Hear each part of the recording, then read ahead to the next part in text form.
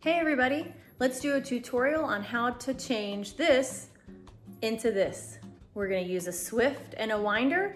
Super easy once you've done it a couple of times. Okay guys, the first thing that you're gonna do is you're gonna set up your winder. Some people have an electric winder, mine is manual, as you can see.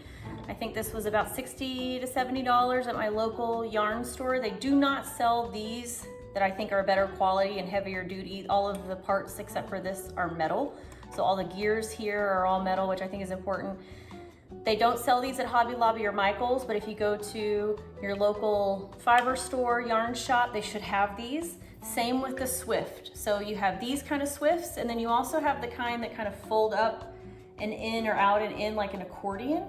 Same thing, same concept, right? So the first thing that you're gonna do, you've got your hank. You're gonna kind of unwind it, if you will, or undo it. And you wanna find the middle. You wanna grab it, be very careful. We don't want to make this a mess, so you wanna find the middle. And then the first thing that you wanna do is place it very gently, very purposefully on your Swift.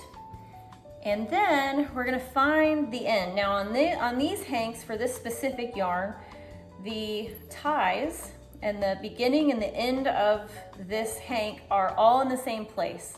Some hanks, you'll have these little ties like I have right here that keep the yarn together. You'll have 2 or 3 of them, and they're separate strings, so you can cut them off, and you know you'll end up with like a 3 or 4 inch string. This one specifically only has this one area where it's tied, and it's actually tied with each end, right? So I'm gonna very carefully kind of undo that here, and it really just depends on the hank. So just take your time, figure out what's happening before you start setting things up. The first time you do this, it's gonna be a little bit of a learning curve. So I have 2 ends here. I'm gonna say this is my end, right? I'm gonna kind of tuck it in here. This is my beginning, okay? So the next thing I'm gonna do is kind of really gently pull this around. Make sure that this is pulling from the outside or from an easy part of the hank. I don't want, as I go around, I don't want this to be pulling from underneath, so you can kind of adjust this as you will, all the way around. All right, and this little guy's gonna be annoying, I can already tell, because he'll get tangled, but go all the way around, just making sure that it comes off of the Swift pretty smoothly. All right, I'm gonna undo what I just did, and then we're going to thread our winder here. A couple ways you can do this. Just read the directions on the box. That's the easiest way to do it. So you go through this fixed piece here, and then you can see this part is connected to the winder. So it moves a bit, and we're gonna thread through this one also. All right, then once that's done, we're ready to thread onto this piece. The easiest way to do that is just make a slip knot, right? Because we love slip knots, or a knot. Something to grab the yarn in these grooves here. All right, so once that's done, and this setup looks pretty good to me, you wind clockwise.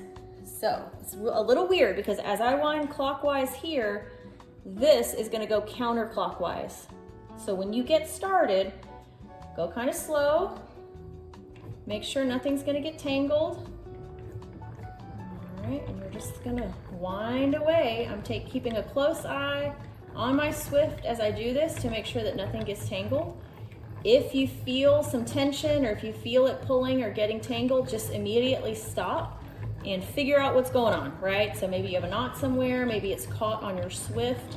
Totally fine, totally fixable. I'm gonna keep winding here as I talk. A lot of people find this pretty mesmerizing, which I understand. Now, if you do get tangled and you just cannot for the life of you figure out how to fix it, or you can't, you're just gonna drive you insane to try to fix it, no one will know if you just cut your yarn, tie a knot, and keep going. So that's your secret. I won't tell anybody. The whole point of this as a hobby, or even if you're doing it to make money, is to have fun and enjoy yourself. So just don't make it worse than it needs to be. If all else fails, cut it, knot it, and keep going. We're getting a little bit close to the end here. I just wanted to add that I did put this is actually a hot pad that my sister made me. I put it between the winder and my countertop just in case. I don't think it would scratch it, but just to be safe.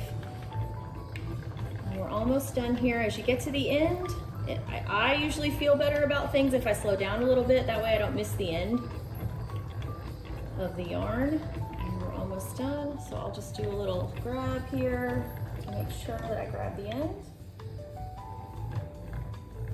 All right, and there you go. All done.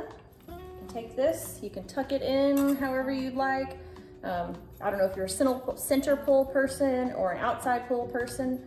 You pop this off, and there you go. We've gone from hank to ball, or hank to skein, whichever you want to call this. And good luck with your setup. Let's get to hooking.